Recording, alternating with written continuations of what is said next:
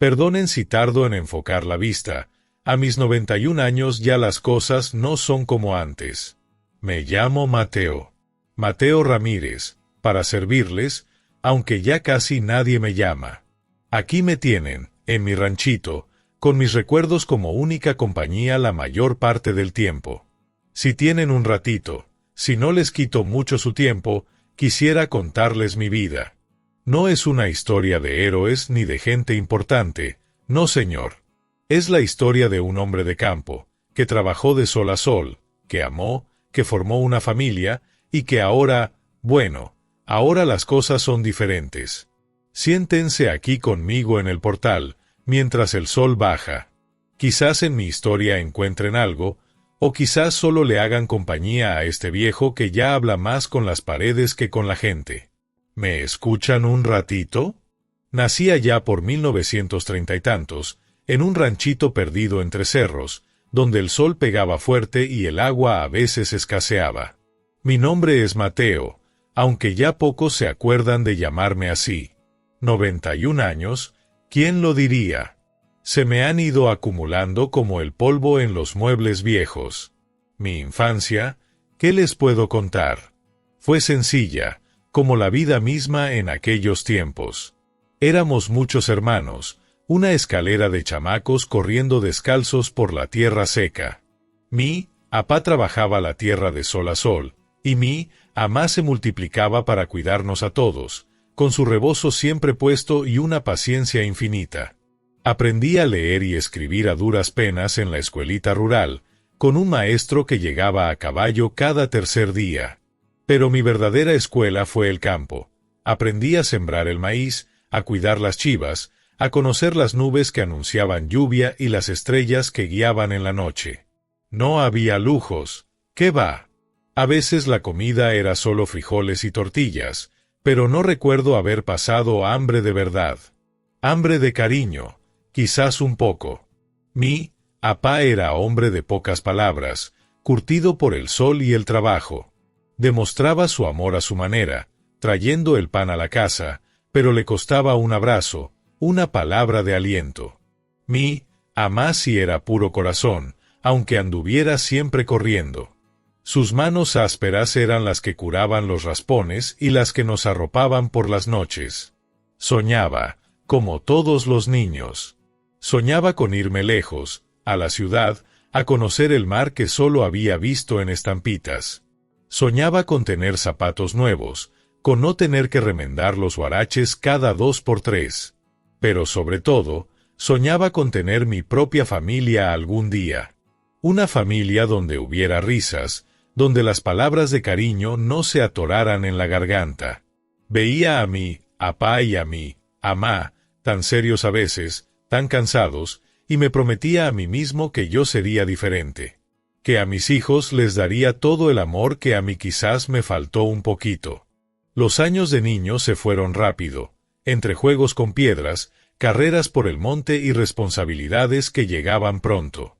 A los 12 años ya ayudaba en la siembra como un hombrecito.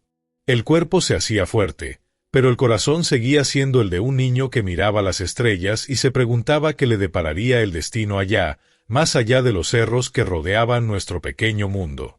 Recuerdo el olor a tierra mojada después de la lluvia, el sabor del elote tierno recién cortado, la sensación del sol en la piel. Son recuerdos sencillos, pero son los cimientos de lo que soy. Un hombre de campo, de manos trabajadoras y corazón acostumbrado a la intemperie. Un hombre que aprendió desde chico que la vida es dura, pero que siempre hay una milpa que cuidar, una esperanza que sembrar. Y aunque aquellos tiempos eran difíciles, había una inocencia, una certeza en el cariño familiar, aunque fuera silencioso, que hoy, 91 años después, se siente como un paraíso perdido. La juventud se me vino encima como un aguacero de verano, llena de fuerza y de trabajo. Dejé la escuelita y me dediqué de lleno a las labores del campo junto a mí, apá y mis hermanos mayores. El cuerpo se hizo recio, las manos se llenaron de callos, y la piel se curtió bajo el sol implacable. Eran tiempos de sudor y esfuerzo, de madrugar antes que el gallo cantara y acostarse cuando las estrellas ya estaban bien puestas en el cielo. Pero no todo era trabajo. Había domingos de ir al pueblo cercano, a la misa, al mercado. Ahí fue donde mis ojos se cruzaron por primera vez con los de Elena. ¡Ay, Elena! Era la hija del panadero, una muchacha bonita, de trenzas largas y ojos vivarachos que parecían reírse solos. Tenía una sonrisa que iluminaba más que el sol de mediodía. Yo era un muchacho tímido, torpe con las palabras, acostumbrado más a hablarle a la tierra que a las mujeres. Pero junté valor, me acerqué, le ofrecí un clavel que había cortado del jardín de la iglesia. Ella se sonrojó, bajó la mirada, pero aceptó la flor. Ese fue el comienzo. Nos empezamos a ver a escondidas, porque su padre era hombre serio y no veía con buenos ojos a un campesino sin tierras propias como yo. Nos encontrábamos junto al río, bajo la sombra de los sauces llorones. Le contaba mis sueños de tener mi propio pedacito de tierra, de construir una casita, de formar esa familia que tanto anhelaba. Ella me escuchaba con atención, con esa dulzura que la caracterizaba. Me hablaba de sus propios sueños, de aprender a coser, de tener hijos a los que leerles cuentos por las noches. Fueron tiempos bonitos, de ilusiones compartidas, de manos que se buscaban temblorosas, de besos robados al atardecer. El amor nos llegó así, sencillo y fuerte como la raíz de un árbol. Juntamos nuestros ahorros, poquito a poquito. Yo trabajaba doble turno en las haciendas cercanas, y ella ayudaba a su padre en la panadería. Finalmente, después de un par de años de noviazgo casi clandestino, logré juntar lo suficiente para comprar un terrenito, pequeño, sí, pero nuestro. Y con eso, fui a pedir su mano. El panadero no estaba muy convencido, pero Elena, con esa mezcla de dulzura y firmeza que tenía, lo convenció. Nos casamos en la iglesita del pueblo, una ceremonia sencilla pero llena de alegría. Ella lucía hermosa con su vestido blanco prestado, y yo me sentía el hombre más afortunado del mundo. Construimos nuestra casita con nuestras propias manos, de adobe y teja, ladrillo a ladrillo, sueño a sueño. Era pequeña, humilde, pero era nuestro hogar. Los primeros años de casados fueron de mucho trabajo, pero también de mucha felicidad. Elena era una compañera incansable, siempre con una palabra de ánimo, con una comida caliente esperándome al volver del campo.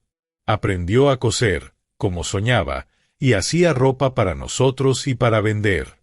Yo trabajaba mi tierra con orgullo, viendo crecer el maíz, los frijoles, las calabazas que nos darían sustento. Por las noches, nos sentábamos afuera a mirar las estrellas, como cuando éramos novios, y hablábamos de los hijos que vendrían a llenar de risas nuestra casita. Y en aquellos años, a pesar de las carencias, sentía que la vida me sonreía. Tenía mi tierra, mi hogar, y a Elena a mi lado. El futuro se veía lleno de promesas, como un campo recién sembrado esperando la lluvia. Tal como lo habíamos soñado Elena y yo, nuestra casita pronto se llenó de ruidos nuevos, de llantos de bebé que eran música para nuestros oídos. Primero llegó Manuel, nuestro primogénito. ¡Qué alegría tan grande! Recuerdo haberlo cargado en mis brazos por primera vez, tan chiquito, tan frágil. Sentí un orgullo y un miedo que nunca antes había experimentado. Orgullo por haber creado vida, miedo por la responsabilidad tan grande que caía sobre mis hombros. Después de Manuel, llegaron Sofía y luego Carlos. 3 hijos, 3 bendiciones que iluminaron nuestro hogar. Elena era una madre maravillosa, paciente, cariñosa. Les cantaba canciones de cuna, les contaba los cuentos que ella misma inventaba, les enseñaba las primeras letras con una ternura infinita. Yo, por mi parte, me desvivía trabajando para que no les faltara nada. Quería darles todo lo que yo no tuve, zapatos buenos, ropa sin remiendos, la oportunidad de estudiar más allá de la primaria. Me partía el lomo en el campo, buscando siempre mejorar la cosecha, vendiendo nuestros productos en el mercado del pueblo. Cada peso ganado era pensando en ellos, en su futuro. Quería que fueran hombres y mujeres de bien, que tuvieran más oportunidades que yo. Les enseñé lo que sabía, el respeto por la tierra, el valor del trabajo honrado, la importancia de la familia. Les contaba historias de mis propios padres, de mis abuelos, para que supieran de dónde venían. Recuerdo las tardes jugando con ellos en el patio, después de volver cansado del campo. Manuelito, siempre curioso, me preguntaba sobre las plantas, los animales. Sofía, más tranquila, se acurrucaba en mis piernas mientras yo le contaba alguna historia. Carlitos, el más travieso, corría de un lado para otro, llenando la casa de risas. Eran momentos simples, pero llenos de una felicidad pura, genuina. Elena y yo nos esforzamos mucho para que estudiaran. Hicimos sacrificios, vendimos animalitos, trabajamos horas extras. Queríamos que tuvieran un futuro mejor, que no tuvieran que doblar el espinazo bajo el sol como yo. Manuel terminó la secundaria y aprendió un oficio, se hizo carpintero. Sofía, muy lista ella, logró ir a la normal y se convirtió en maestra. Carlos, aunque le costaba más el estudio, también terminó la secundaria y encontró trabajo en una tienda en la ciudad cercana. Los veíamos crecer, convertirse en jóvenes, empezar a tener sus propios sueños, sus propios amores. Sentíamos un orgullo inmenso, Elena y yo. Habíamos cumplido nuestra promesa, habíamos formado una familia unida, les habíamos dado las herramientas para defenderse en la vida. Les inculcamos siempre el valor de la unión familiar, la importancia de apoyarse los unos a los otros, de nunca olvidar sus raíces. Claro que hubo momentos difíciles, enfermedades, malas cosechas, preocupaciones económicas. Pero siempre salimos adelante, juntos. Elena era mi pilar, mi confidente, la que me daba fuerzas cuando flaqueaba. Y nuestros hijos eran nuestro motor, nuestra razón de ser. Verlos crecer sanos, trabajadores, respetuosos, esa era nuestra mayor recompensa, nuestra cosecha más preciada. Y en esos años, mientras los hijos crecían y empezaban a volar del nido, sentíamos que habíamos construido algo sólido, un legado de amor y esfuerzo que perduraría para siempre. Como es ley de vida, los hijos crecieron y formaron sus propios nidos. Manuel, el carpintero, se casó con una muchacha buena del pueblo vecino y pronto nos dio los primeros nietos. Qué emoción volver a tener bebés en casa, aunque fuera de visita.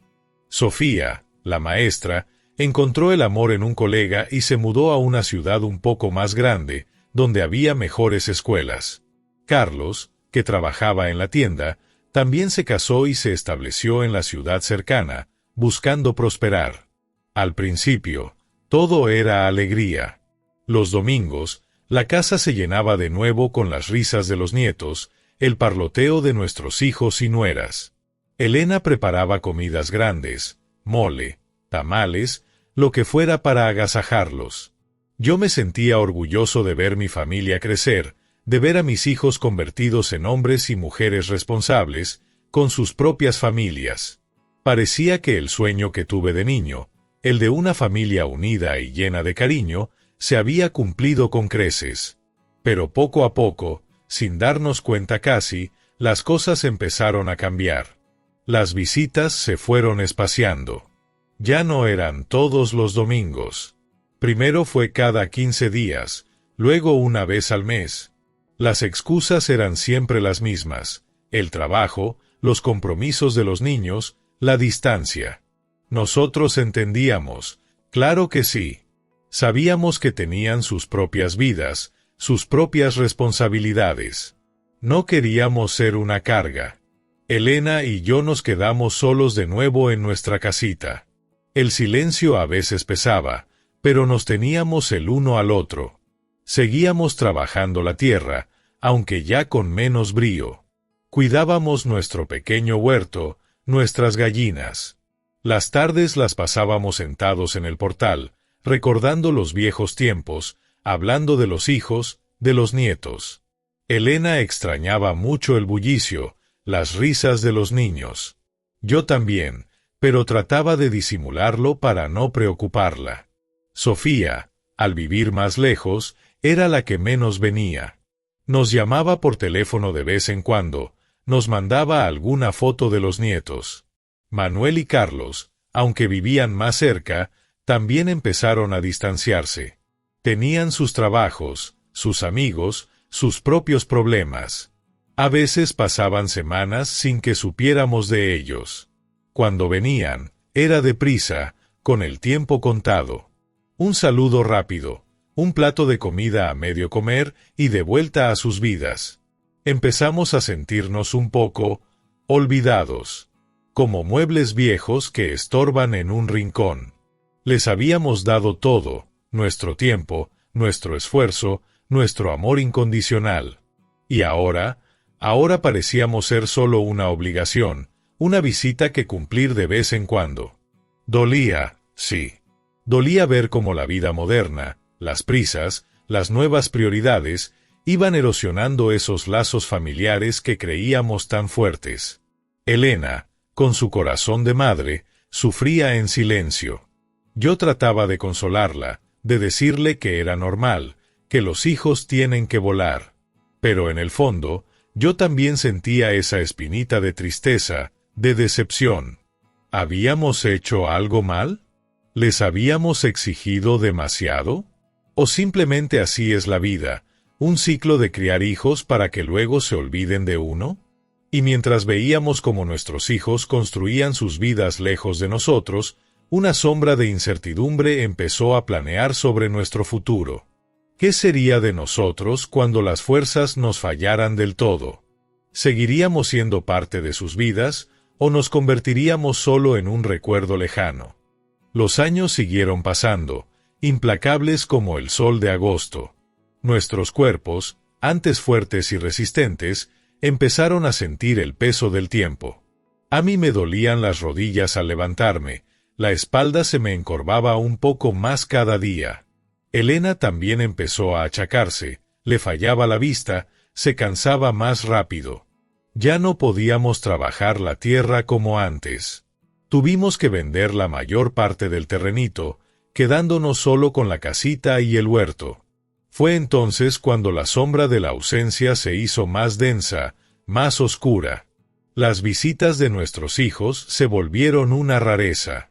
A veces pasaban meses sin verlos. Las llamadas eran cortas, apresuradas. Siempre había una excusa, mucho trabajo, los niños enfermos, un viaje inesperado. Sentíamos que ya no encajábamos en sus vidas ajetreadas. Éramos como un estorbo, una carga que preferían evitar. Lo más duro vino cuando mi Elena enfermó. Empezó con una tos que no se le quitaba, luego vinieron los mareos, la debilidad. El médico del pueblo dijo que eran cosas de la edad, pero ella se iba apagando como una velita. Necesitaba cuidados, atención. Llamé a mis hijos. Manuel vino un par de días, pero tuvo que volver a su taller. Sofía mandó algo de dinero, pero dijo que no podía dejar su trabajo de maestra. Carlos ni siquiera contestó el teléfono. Me quedé solo cuidando a mi Elena. Hice lo que pude, con mis pocas fuerzas, con mi torpeza de hombre viejo. Le preparaba sus caldos, le daba sus medicinas, la ayudaba a caminar. La veía sufrir y se me partía el alma. ¿Dónde estaban nuestros hijos? ¿Dónde estaba esa familia unida que habíamos construido con tanto esfuerzo? En esos días amargos, sentí por primera vez el verdadero filo del abandono. Elena se fue una madrugada tranquila, mientras dormía. Se fue en silencio, sin quejas, como había vivido. Me dejó un vacío inmenso, un silencio que ni el canto de los gallos podía llenar. En el velorio, mis hijos aparecieron. Lloraron, me abrazaron, dijeron que lo sentían mucho. Pero sus palabras sonaban huecas, distantes. Se quedaron un par de días, arreglaron los papeles, y luego se fueron, cada uno de vuelta a su vida, dejándome solo con mi dolor y mis recuerdos. Desde entonces, la soledad ha sido mi única compañera. La casita se siente enorme, fría. Los días son largos, interminables. Intento mantenerme ocupado con el huerto, con las gallinas, pero las fuerzas ya no me dan para mucho. A veces me siento en el portal, en el mismo lugar donde me sentaba con Elena, y me quedo mirando el camino, esperando ver aparecer a alguno de mis hijos. Pero rara vez sucede. Las llamadas son cada vez más esporádicas. Un saludo rápido para Navidad, para mi cumpleaños. A veces ni eso. Sé que tienen sus vidas, sus problemas. Pero tanto cuesta una visita, una llamada más larga, un poco de cariño para el viejo que les dio todo. El abandono duele más que los achaques de la edad, más que el frío en los huesos. Es una herida que no cierra, que sangra por dentro. Y en esta etapa final, rodeado por los fantasmas de Elena y de los hijos ausentes, empecé a entender la verdadera dimensión de la soledad.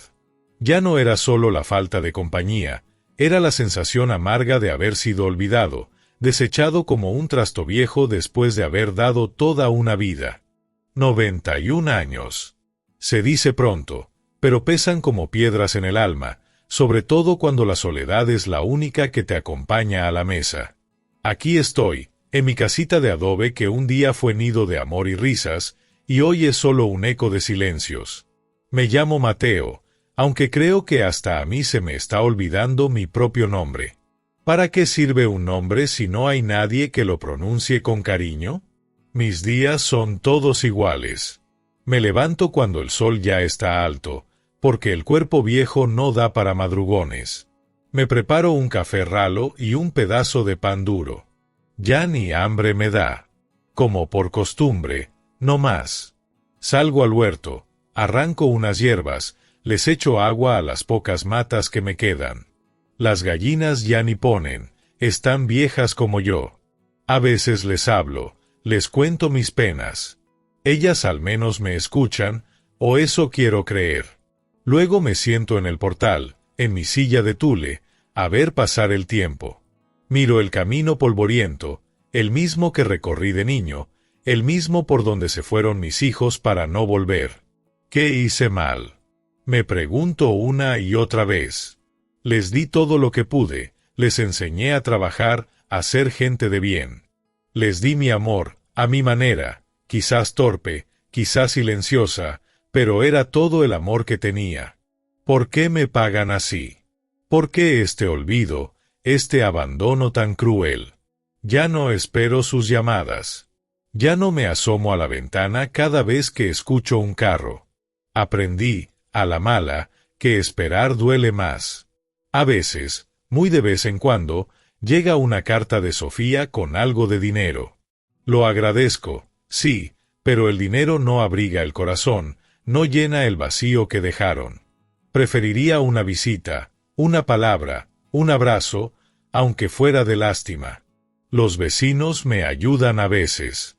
Doña Lupe me trae un plato de comida caliente, don Chencho me ayuda a cortar la leña. Son buenas gentes, pero tienen sus propias vidas. No puedo ser una carga para ellos.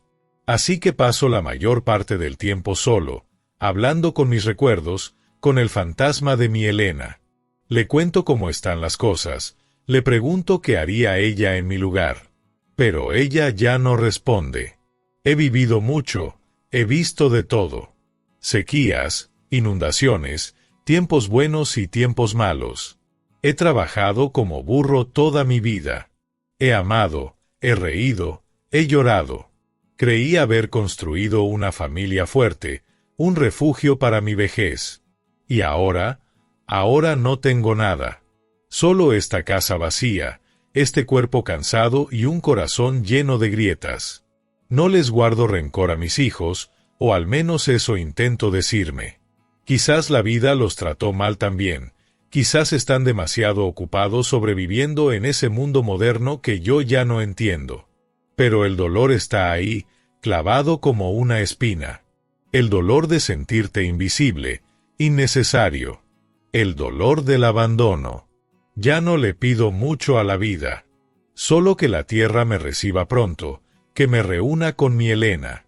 Que este último sorbo de soledad no sea tan amargo. Miro mis manos viejas, arrugadas, manchadas, las manos que sembraron, que construyeron, que acariciaron. ¿De qué sirvió tanto esfuerzo? Y mientras el sol se pone una vez más, pintando de naranja las paredes de mi casa vacía, me pregunto si mis hijos alguna vez se acordarán de mí, si sentirán un poquito de remordimiento cuando ya no esté, o si simplemente seré como una hoja seca que el viento se llevó, sin dejar rastro. Esa es mi historia. La vida de este viejo Mateo.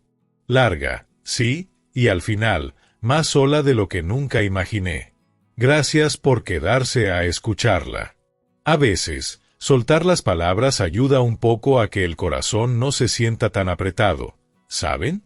Si lo que les conté les movió algo por dentro, si les hizo pensar en sus propios padres, en sus abuelos, o en cómo tratamos a nuestros viejos, bueno, dicen que hay unos botones por ahí, señala vagamente, para decir si les gustó. Un dedito para arriba, creo que le dicen. Y si piensan que alguien más debería escuchar esta historia, para que reflexionemos un poco todos, pues compártanla. Si quieren seguir escuchando las historias que este viejo saca del baúl de los recuerdos, pues dicen que hay que suscribirse a este canal. Pero más que nada, más que todo eso, me gustaría saber qué piensan ustedes. Déjenme sus comentarios aquí abajo.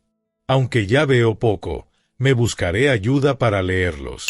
Saber que alguien me escucha, que mi historia sirve de algo, eso sería el mejor regalo para mis últimos días. Cuídense mucho, y no se olviden de los suyos.